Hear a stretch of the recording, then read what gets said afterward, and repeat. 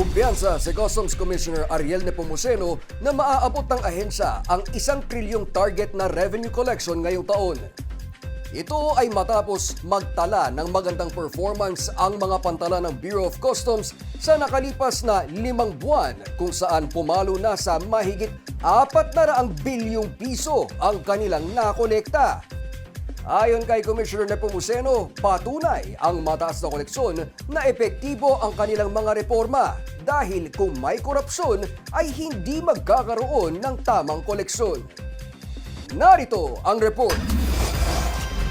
Humataw na naman sa koleksyon ng Bureau of Customs sa Port of Limay matapos umabot sa mahigit 10.89 billion pesos ang nakolektang kita ng adwana nitong Mayo. Nahigitan ng mahigit 2 bilyong piso ng pantalan ang kanilang itinakdang target na 8.73 billion pesos lang sana. Lumagpas din sa target ang koleksyon ng BOC Port of Subic noong nakaraang buwan. Umabot sa 4.47 billion pesos ang kinita ng pantalan noong Mayo na mas mataas ng higit 378 million pesos kumpara sa higit 4 billion pesos lang sana nilang target.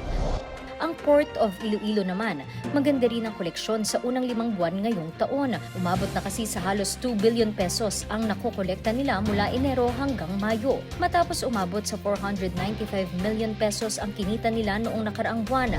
Ayon kay District Collector Noli Santua Jr., naging posible ito dahil sa dedikasyon at pagsisikap ng Team Iloilo at sa suporta ng mga stakeholders ng pantalan.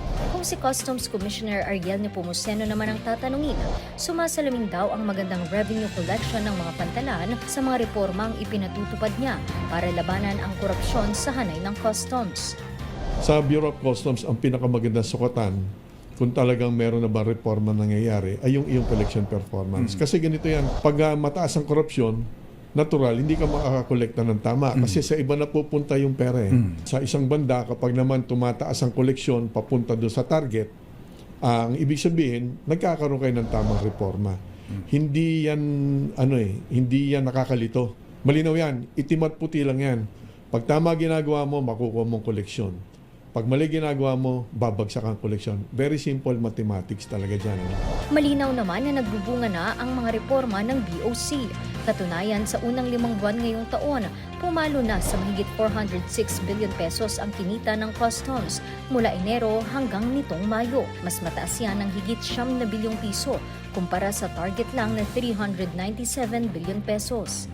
Nitong February 2026, inaasahan lagi ang Pebrero babagsak ang koleksyon dahil Chinese New Year. Pag Chinese New Year, natural, walang trading activity sa China dito, bumabagsak traditionally ang koleksyon. Sa halip, kami ay umangat pa ng nakasurplus pa kami ng 700 million pesos. Noong March, kung maalala natin, nagsimula ang gera, February 28 sa Iran, ang gera sa Iran. Inaasahan, babagsak na naman koleksyon.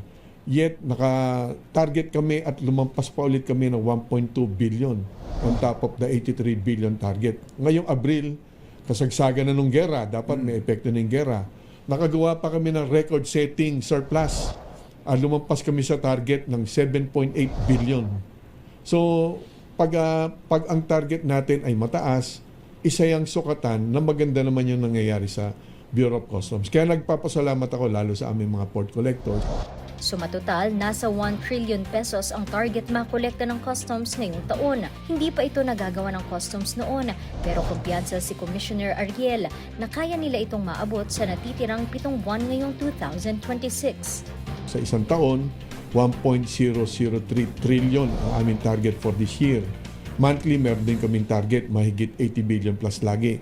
Araw-araw, dapat nakakakolekta kami ng 4 to 4.2 billion pesos.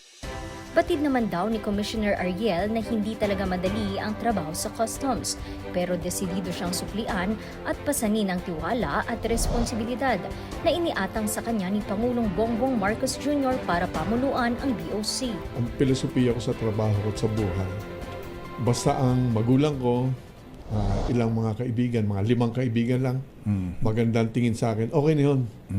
Ang sa akin gawin ang tama. Hindi naman ako naghahangad na maging popular talaga. Ang mga nakakakilala sa akin, alam yan, basta ako'y binigyan ng misyon at malinaw ang binigay sa akin ng misyon ni Pangulong Bongbong Marcos, mangolekta ng tama sa Bureau of Customs at ito ay ireforma.